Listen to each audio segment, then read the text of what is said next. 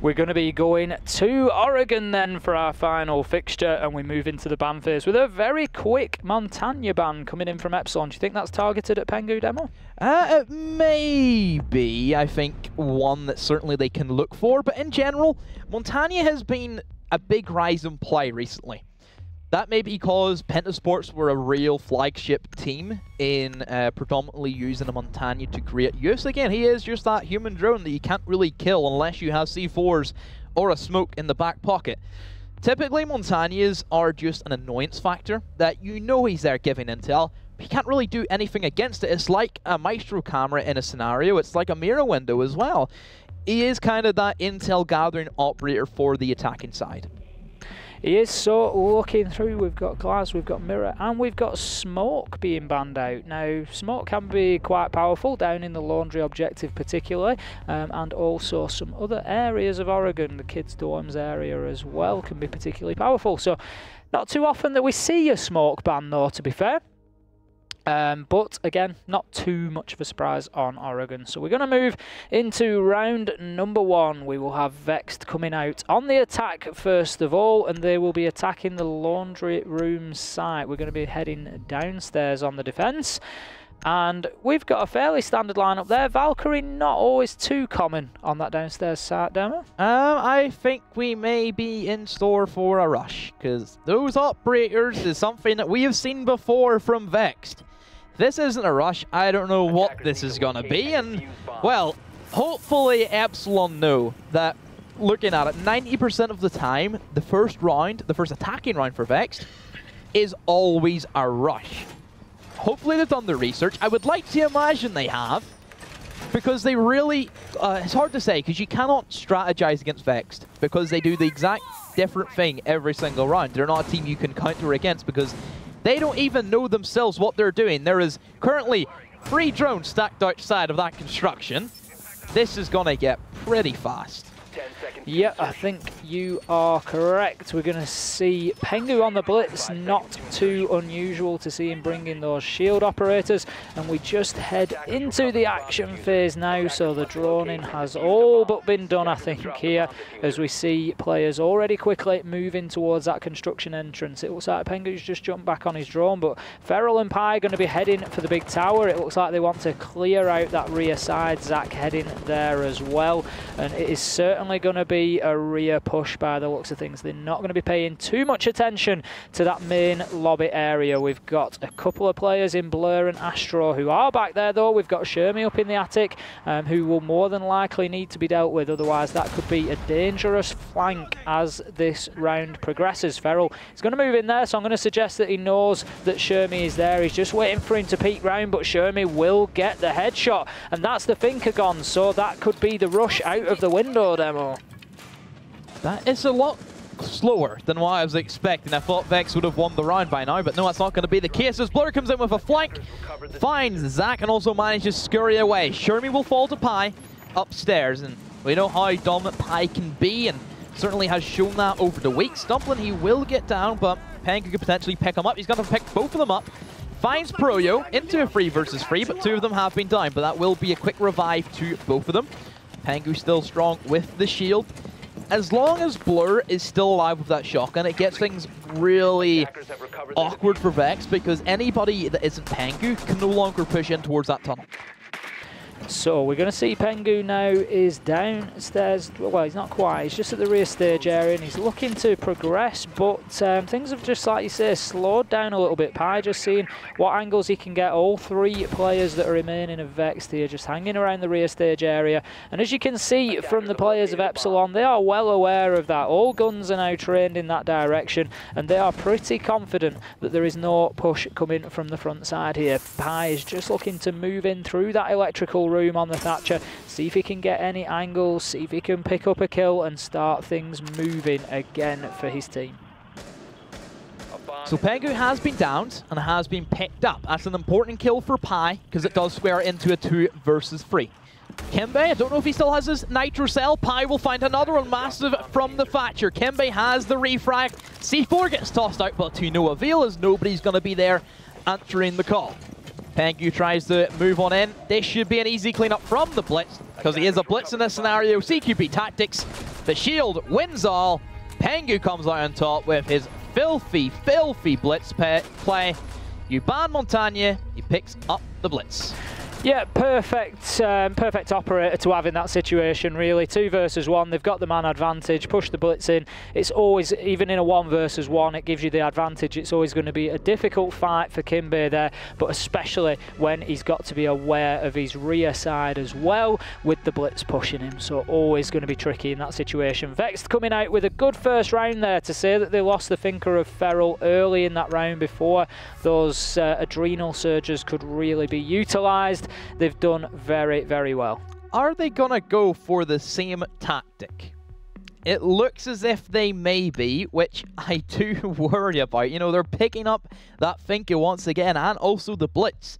Sure, it worked this time. I don't really think it's gonna work out the best in this scenario, simply because it's a different bomb site.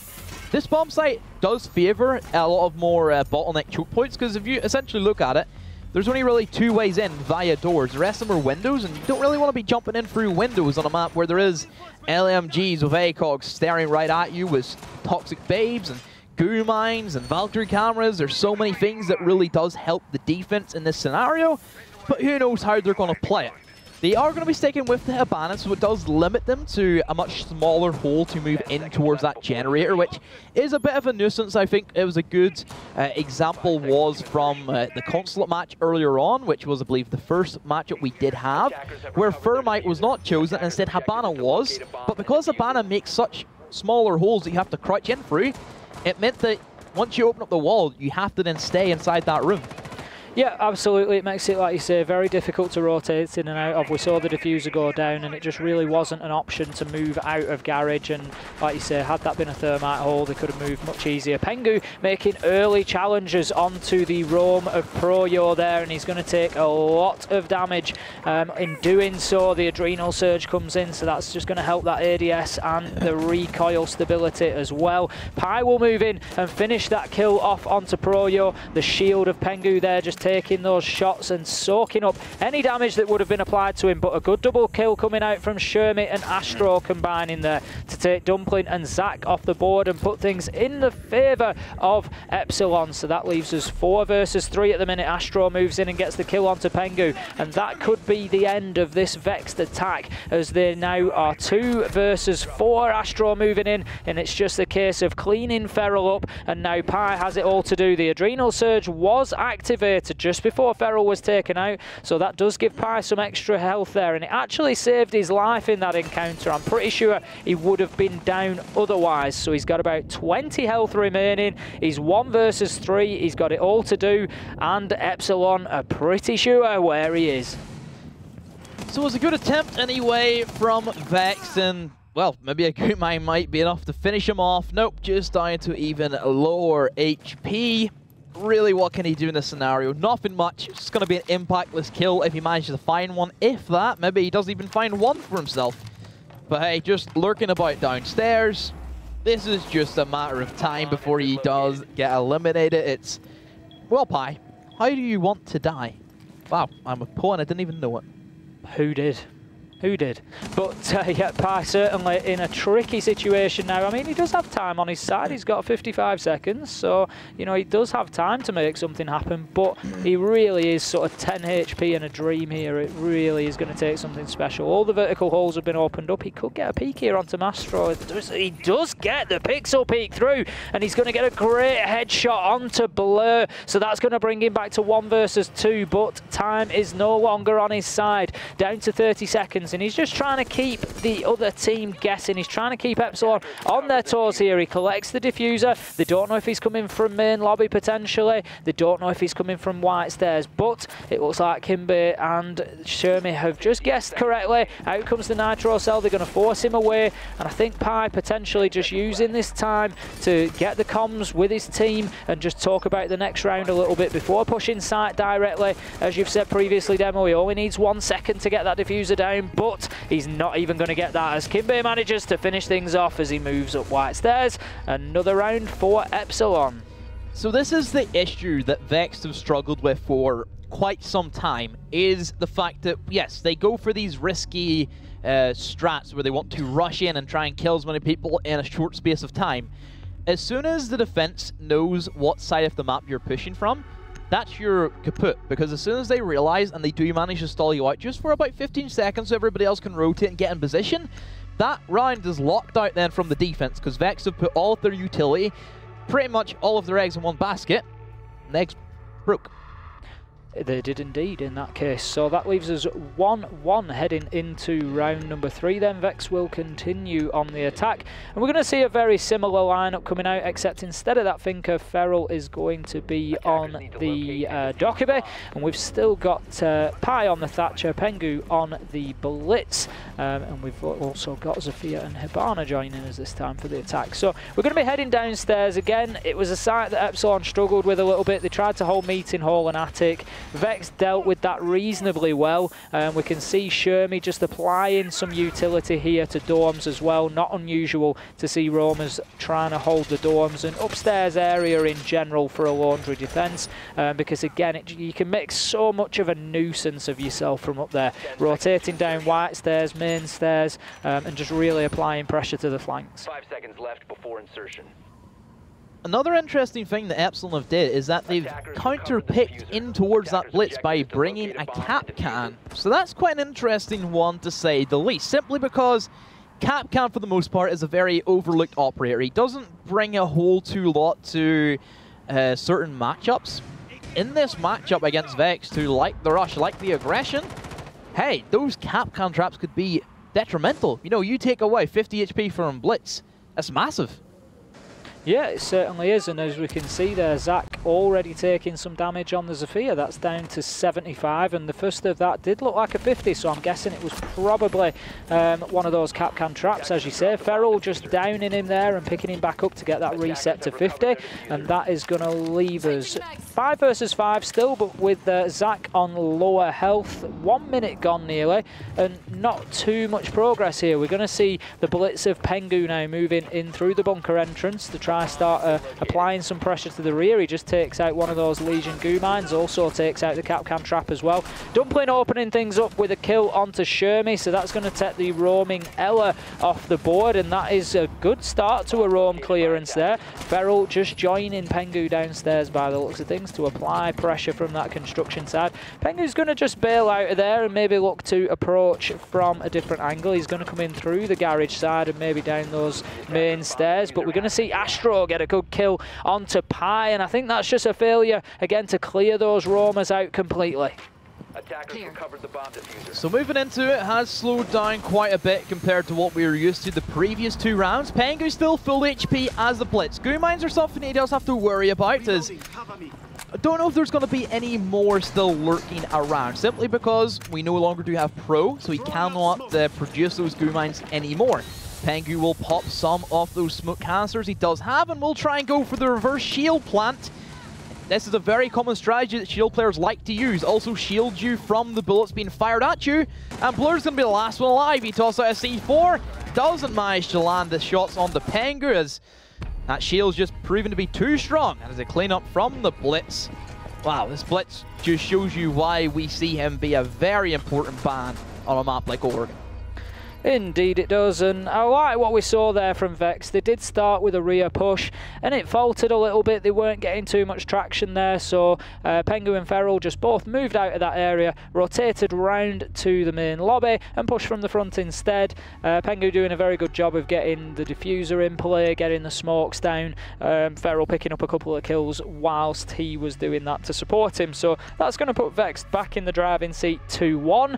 Not too much of an advantage yet, and quite an even match so far. We're going to be seeing the first clash of the day by the looks of it, with Kimbe bringing that out. Again, they're going to be heading downstairs. We've got 2 major sites on Oregon. You're looking at dorms or you're looking at laundry. As they won dorms, it does mean that they're going to have to play 2 rounds away from that site before they can return. So no surprise that they, even though they've lost it a couple of times, that they head back to laundry. I still think it is preferable to go into sort of dining or rear stage. Yeah, that's the thing about Oregon, is that statistically only 2 bomb sites have been proven worthy of actual seeing play.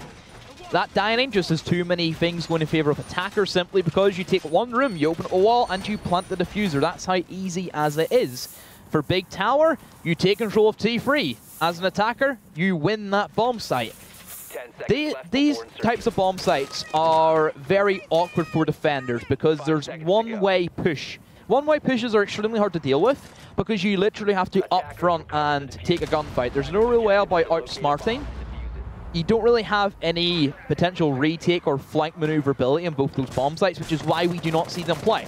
Laundry, yes, we see flanks. Yes, we see retakes. Upstairs, we see flanks. We see retakes. The other two, no. So that's a good pick. Still going for the downstairs. It gives them a better chance than if they were to go for any other bomb site, but still a very slim one at that because the way that Vex have been playing aggressive on these roam games has been so strong. Pengu looking to push in as that blitz does find the Ella. Very awkward position as doesn't have any explosives or any smoke canisters. An easy kill for Pengu. The blitz proven to be the bane of existence for Epsilon. They have decided to bring an Echo. Why is that Echo drone not supporting your Ella inside of kids? Yeah, that really could have been the difference there, as you say. Blitz getting in. That's exactly the situation you want to find yourself in with the Blitz. 1 versus 1 against the Roamer. You know, it's a great operator to use on the roam clear there. We're going to see the Yokai drone just being relocated to the top of main stairs there just to try and help support the push. We can see 3 of the Epsilon players still in meeting, and that's not really been dealt with. So Vexed are going to have to be very careful there. Are they going to be easily hit on the flank here? They're definitely going to have to apply some attention. As we can see, Clash just moving out of meeting now and can see the backside of Pengu there, but won't manage to get the kill. Only half health, and that is going to tell them that there is somebody down in the meeting area. He's not going to manage to get the shots first time onto the Yokai drone, but will now. Pi gets the kill onto Kimbe, so that takes the Clash off the board, and this starts the clearance of the meeting hall area with Feral moving in and getting the kill onto Astro. As we see the rear shield plant coming into great effect there, but I think it will actually have been stopped. Pi and Zach, however, just tidying things up for Vexed, and that is round number 4 going in their favour. Well, that just shows the dominant factor still of what a blitz does on a map like Oregon. So we do head into round number 5, and this does allow Epsilon to go back to the only round that they have won, which has been an upstairs kids hold.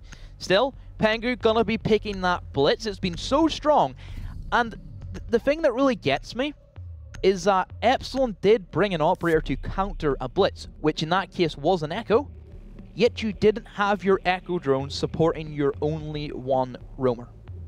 It baffles me. Yeah, it really does. I mean, we haven't seen the blitz used on a roam clear specifically quite yet. He has generally approached site directly, but you really do have to plan for it. You know, the likelihood is that if they single out a roamer, then blitz is going to be moved into position to attack them, and that's exactly what happened, as you say. And as soon as he got the flash onto the Ella, he was able to just drop into his ADS then, and it was pretty much good night from there. So we're going to see them heading back up to dorms. Not too much of a surprise. This is the only site that they've successfully defended so far, and it's the first opportunity to get back there, so they've taken it.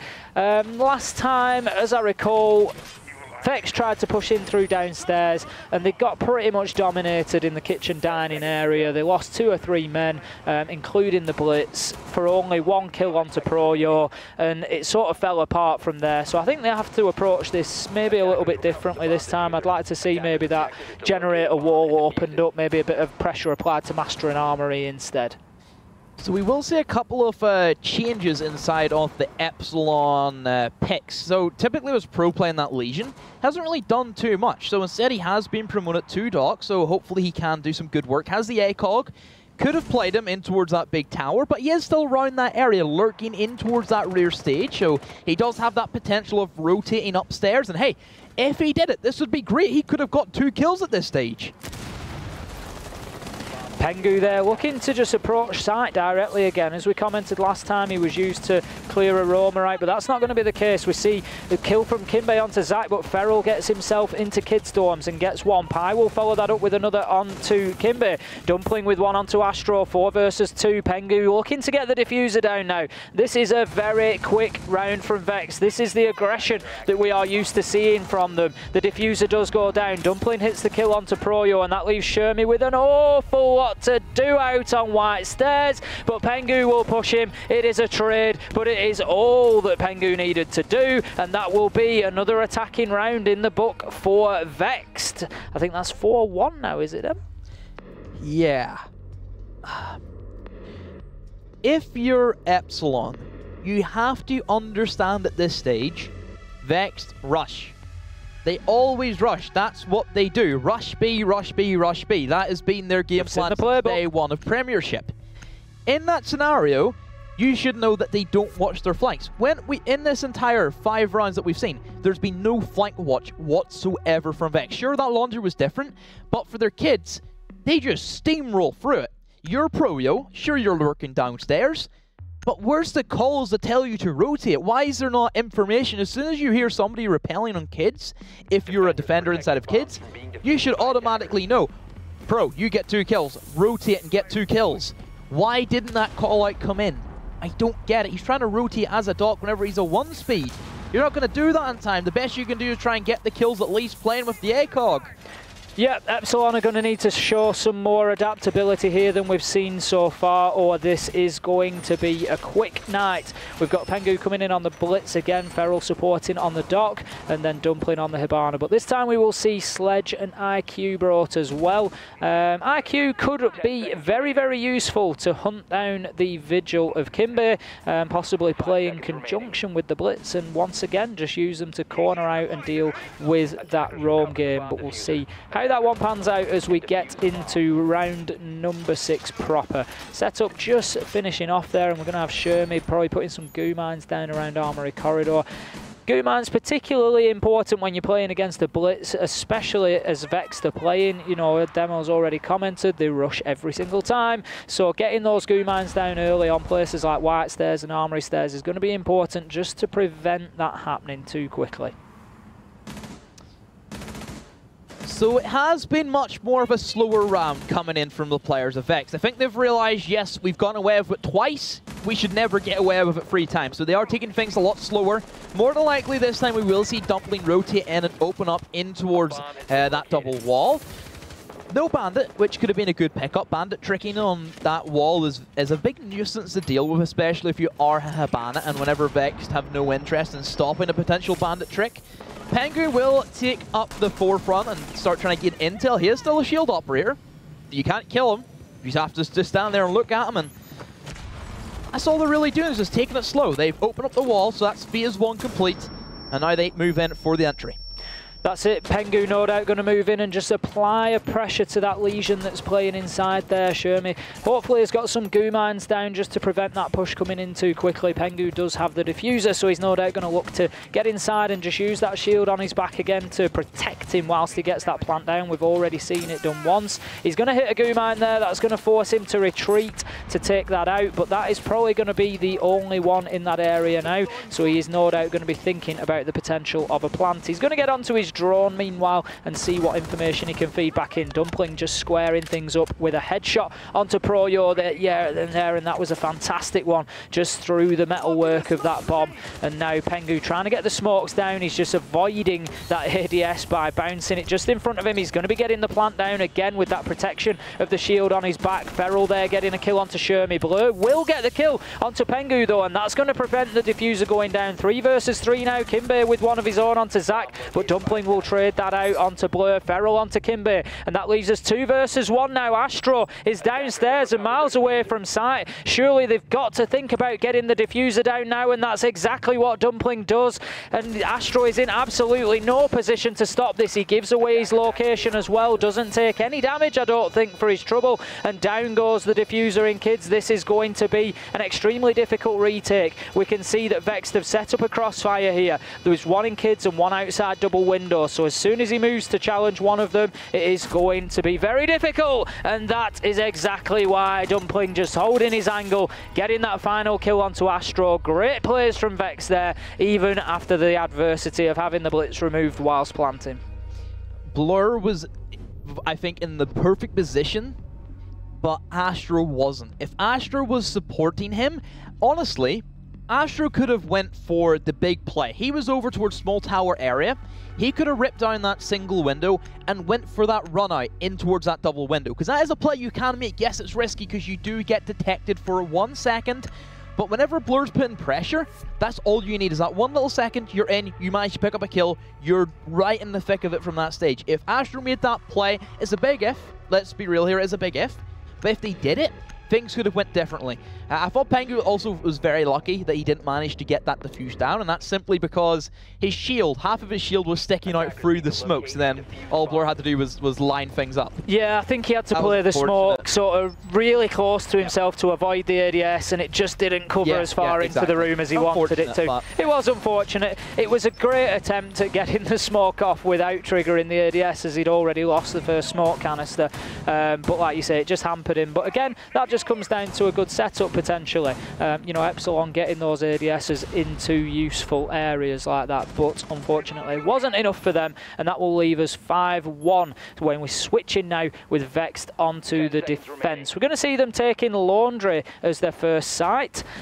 We've got the Echo there, so that's something that we saw Epsilon use as well. We'll see if Vex can put that to better use. As you said, you know, that really should have been the support in the roam game. We've got the blitz coming out from Shermie again as well, so you know they've seen that used to great effect against them, so no surprise to see them bring. Yeah, they take blitz, we'll take blitz. Exactly. Fight fire with fire in this circumstance. Yep. But looking at the way Vexed have brought their lineup, they've brought a lot of deniability. This time Mira has been banned for the first time this evening. Yes, big. Actually, I think it was banned also in Coastline because we didn't see any of that penthouse played. So, but yeah. Mira not being here does allow you then to have then the Echo and the Maestro, because Epsilon did go for a bit of a weird ban, go for the smoke. We've seen that before. The only map I think I've seen that in has been Bank, but that's only for certain teams like to do that for God knows what reason. So then moving into it, Vex, yes, they have deniability, but I like the pulse pick. Simply because it gains intel where you wouldn't have it originally from a Mira window. So you know exactly who's pushing down the stairs, and Blur, big fan of the Dokkaebi. This is his main operator at the moment, and does pick up one, and Shermie's still alive and well, but Blur has took a bit of damage for his troubles.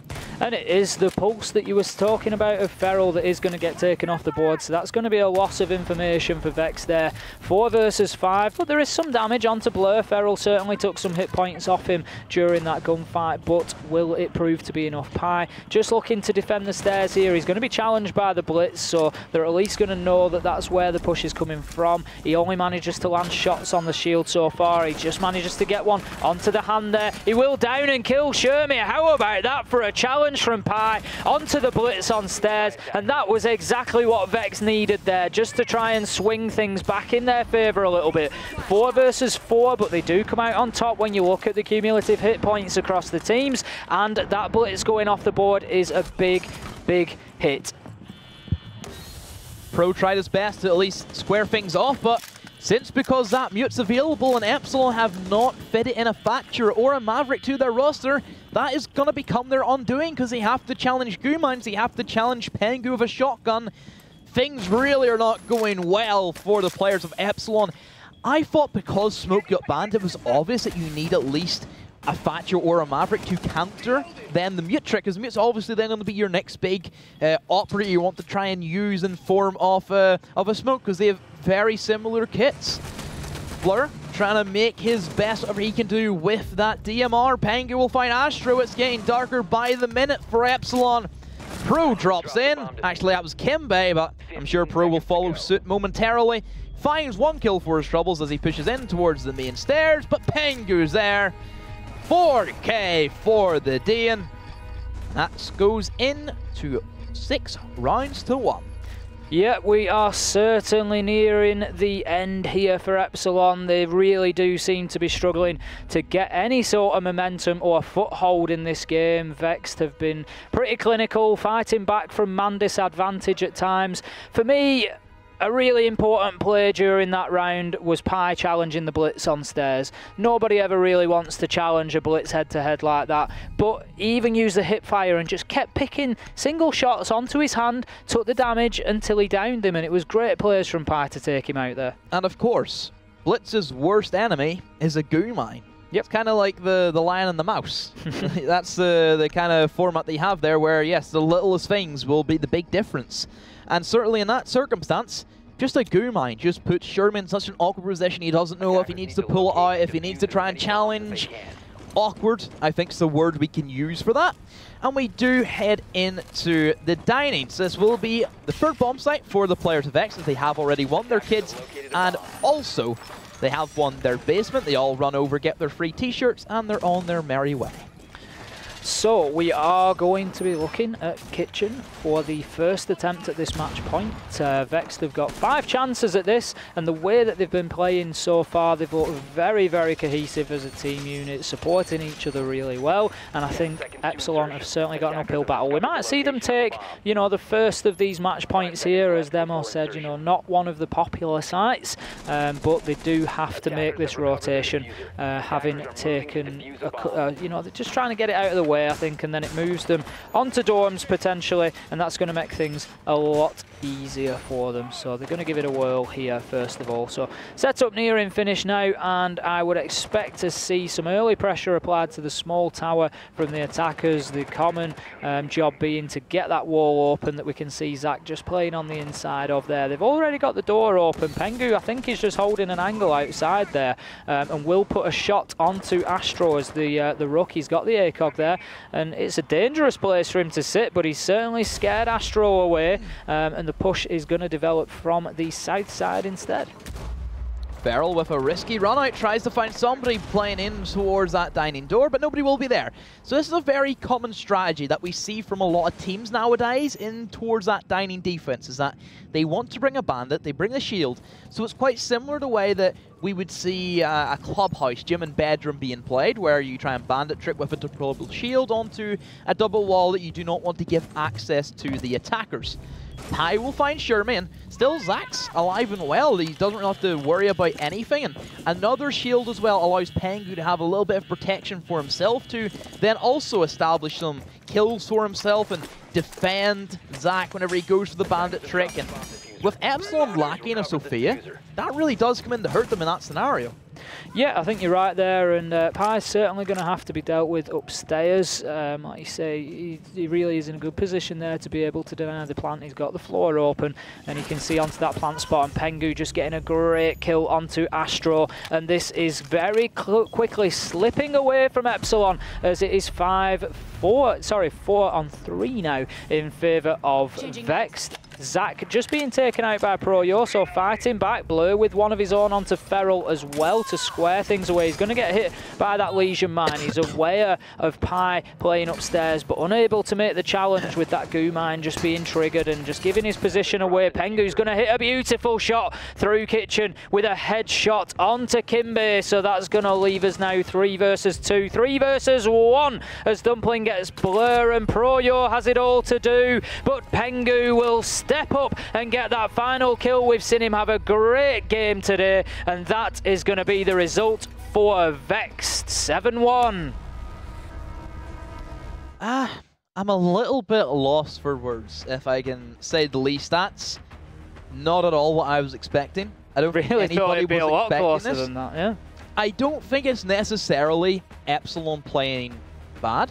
Nope. It's just the fact that Vexed in the second half of the season has just become completely revitalized, and that may be coming back to a point that Jesus made in his interview last week, where he said that, yeah, we've only played with each other on Prem nights. It's going to take us a while, hey, they finally started running. I think it was something like they played with each other probably about 4 times, if that. They did, so yeah. there's more Whenever like that a mixed interview, team. it was 4 times. Yeah, more like a mixed team than a structured team. But that seemed like more of a structured team. That's some strategies definitely knuckled down for that attacking side, and even some of the strategies they used 2 or 3 times over, Epsilon were just struggling to counter it. Yeah, ultimately you've got to look at the players, even individually. They've got a lot of ability, a lot of talent in the side as individual players, and the thing is, we do see a little bit of a lack of consistency from Vexed. So far, they've gone win-loss, win-loss, but sorry, the other way around, loss-win, loss-win. And that's the first time they've strung 2 back-to-back weeks together where they've got wins. That's no surprise because you've got a team of talented players coming together, but as you say, not really being able to work on that teamwork together.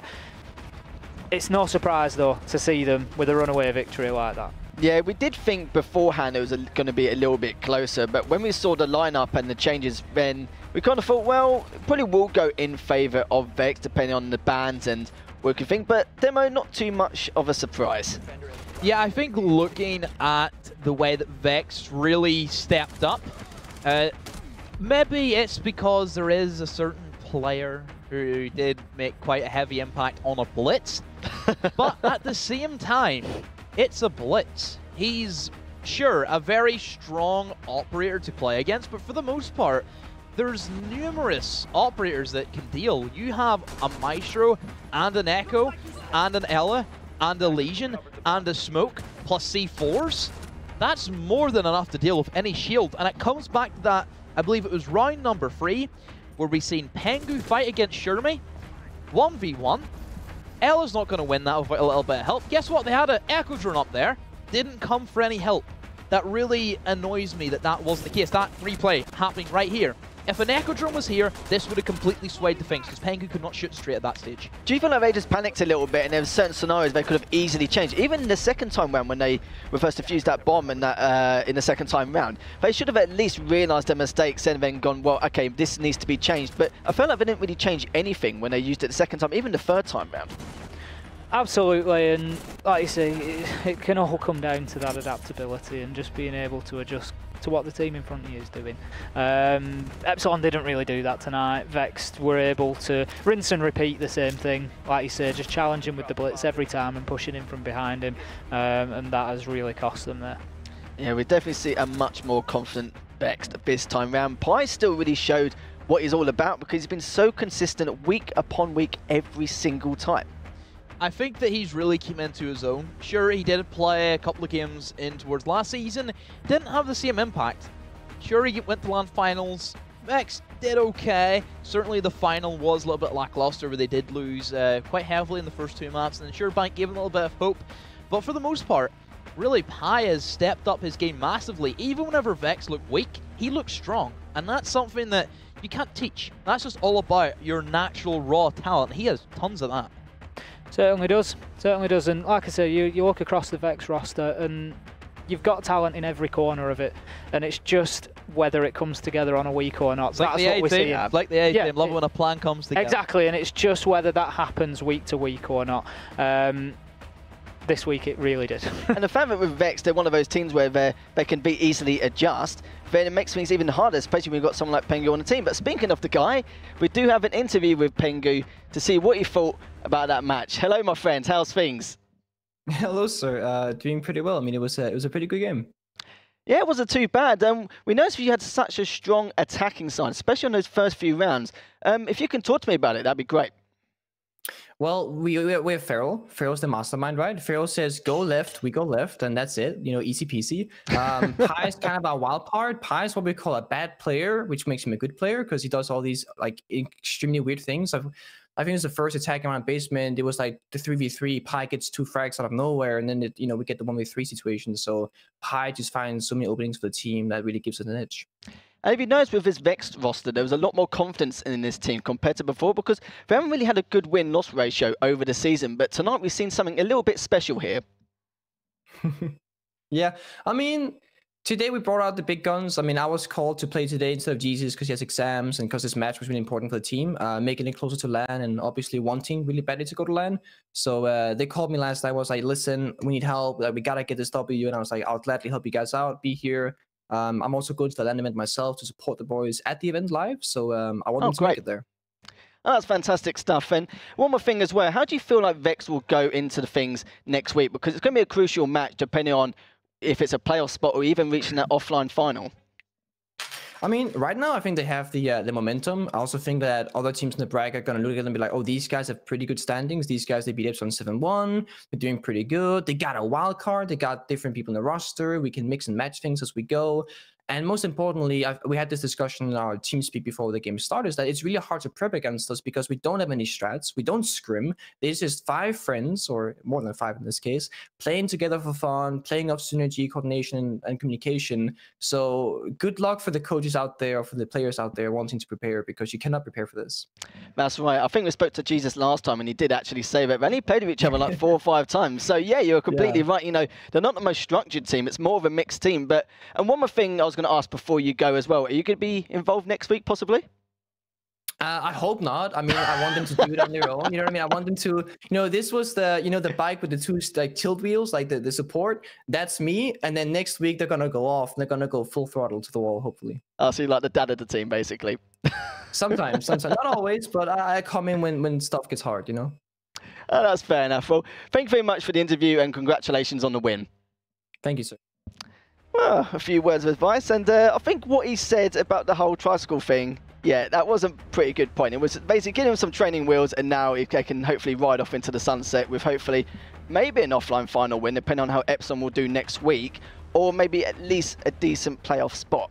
Yeah, I think looking in towards next week, nobody is for certain where they will finish. Next week we will find out how the league standings will finish, so literally every single match, really weird to think about, but every single match is so important. You have Team Secret versus M&M to decide who gets the first place. You have Flylo versus Who Knows to decide who gets relegated, who gets playoffs.